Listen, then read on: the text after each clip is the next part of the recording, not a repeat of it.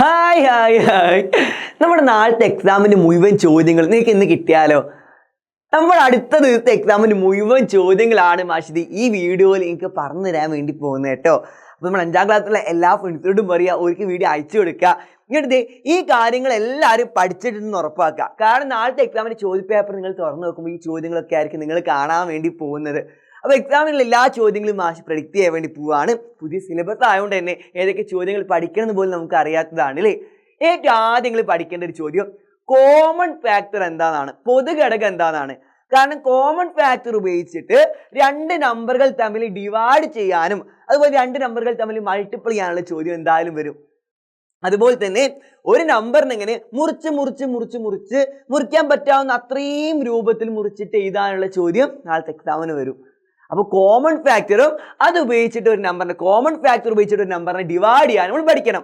അടുത്ത ആക്ടിവിറ്റി നിങ്ങൾ പഠിക്കേണ്ട എന്താണെന്ന് വെച്ചാൽ ഒരളവ് തന്നിട്ട് അതിനെ വേറൊരു അളവിലോട്ട് കൺവേർട്ട് ചെയ്യാൻ, വേറെ ഒരു അളവിലോട്ട് മാറ്റാനും അതുപോലെ ഒരളവിനെ നമ്മൾ ഫ്രാക്ഷൻ ആക്കിയിട്ട് എഴുതാൻ നമ്മൾ പഠിക്കണം. ഭിന്നസംഖ്യ ആയിട്ട് എഴുതാൻ നമ്മൾ പഠിക്കണം.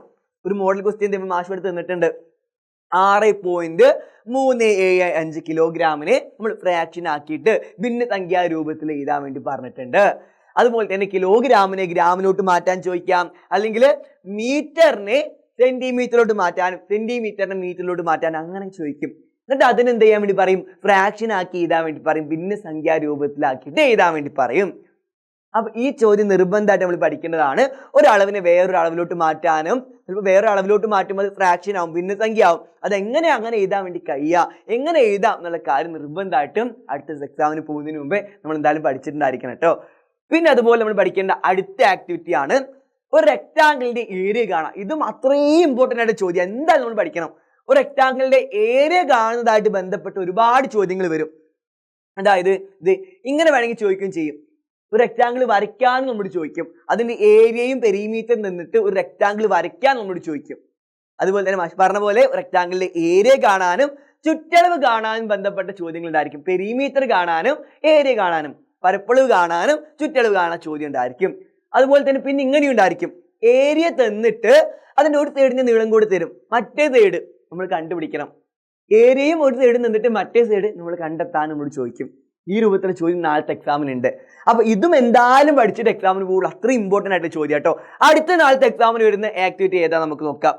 ഈ ഒരു ചോദ്യം, അതായത് നിങ്ങൾക്ക് ഇതുപോലെ ഒരു ഗ്രാഫ് തന്നിട്ട് അതായിട്ട് ബന്ധപ്പെട്ട ഒരുപാട് ചോദ്യങ്ങൾ ചോദിക്കും.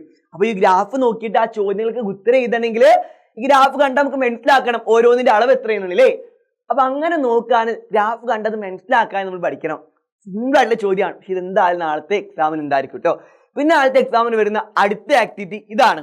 അതായത് കുറച്ച് നമ്പറുകൾ തന്നിട്ട് അതിൽ ഏതാണ് ലാർജസ്റ്റ് നമ്പർ, ഏതാണ് സ്മോളസ്റ്റ് നമ്പർ. ഇവിടെ കുറച്ച് നമ്പറുകൾ ഞാൻ തന്നിട്ടുണ്ട്, അതിൽ ഏതാണ് ഏറ്റവും വലിയ നമ്പർ, അതിൽ ഏതാണ് ഏറ്റവും ചെറിയ സംഖ്യ, ഏറ്റവും ചെറിയ നമ്പർ, അത് കാണാൻ നമ്മൾ പഠിക്കണം. സിമ്പിളാണ്, പക്ഷെ അതും കൂടെ പഠിച്ചു വെക്കണം കേട്ടോ. പിന്നെ നിങ്ങൾ പഠിക്കേണ്ട അടുത്ത ആക്ടിവിറ്റി എന്താണെന്ന് വെച്ചാൽ ഒരു സർക്കിൾ വരയ്ക്കാൻ വേണ്ടി പഠിക്കണം. സർക്കിളായിട്ട് ബന്ധപ്പെട്ട കുറച്ച് ചിത്രങ്ങൾ വരയ്ക്കാൻ വേണ്ടി ചോദിക്കുക. അതുപോലെ തന്നെ സർക്കിളിന്റെ റേഡിയസും ഡയമീറ്ററും ആരവും വ്യാസവും എന്താണെന്നും അത് തമ്മിലുള്ള ബന്ധം എന്താണെന്ന് നമ്മൾ പഠിക്കണം. അത് റിലേറ്റഡ് ആയിട്ടുള്ള ചോദ്യം അടുത്ത എക്സാമിന് ഉണ്ടായിരിക്കും കേട്ടോ. പിന്നെ നമ്മൾ പഠിക്കേണ്ട അടുത്ത ആക്ടിവിറ്റി ഇതാണ്. അതായത് ഒരു ഫ്രാക്ഷൻ തന്നാൽ, ഒരു ഭിന്നസംഖ്യ തന്നാൽ അതിന് സെയിം ആയിട്ട് അതിന് ഈക്വൽ ആയിട്ട് വേറൊരു ഫ്രാക്ഷനും കൂടെ നമുക്ക് ഉണ്ടാക്കാൻ വേണ്ടി കഴിയും. ഒരു ഭിന്നസംഖ്യക്ക് ഒരു ഫ്രാക്ഷൻ സെയിം ആയിട്ട് വേറെ ഫ്രാക്ഷൻ ഉണ്ടായിരിക്കും. അങ്ങനെ ഫ്രാക്ഷൻ തന്നു കഴിഞ്ഞാൽ, ഒരു ഭിന്നസംഖ്യ തന്നു കഴിഞ്ഞാൽ അതിന് സെയിം ആയിട്ടുള്ള വേറെ ഫ്രാക്ഷൻ എഴുതാൻ വേണ്ടിയിട്ടും നമ്മൾ പഠിക്കണം. ഇതും അത്രയും ഇമ്പോർട്ടൻ്റ് ആയിട്ടുള്ള ഒരു ചോദ്യം കേട്ടോ. പിന്നെ നിങ്ങൾ ഏറ്റവും അവസാനമായിട്ട് പഠിക്കേണ്ട ആക്ടിവിറ്റി ഇതാണ്. അതായത് ഡിവിഷൻ ചെയ്യാൻ വേണ്ടി നിർബന്ധമായിട്ട് നമ്മൾ എക്സാമിന് പോകുന്നതിന് മുമ്പ് പഠിക്കണം. ഹരണം അറിയാതെ, ഡിവൈഡ് ചെയ്യാൻ വേണ്ടി അറിയാതെ നമ്മൾ എന്തായാലും എക്സാമിന് പോകരുത്.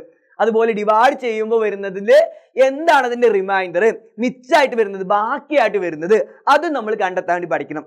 കാരണം ഡിവിഷനും റിമൈൻഡറും വെച്ചിട്ട്, ഹരണവും അതിൽ ബാക്കി വന്നത് ശിഷ്ടവും വെച്ചിട്ട് ഒരുപാട് ചോദ്യങ്ങൾ അടുത്ത എക്സാമിന് ഉണ്ടായിരിക്കും.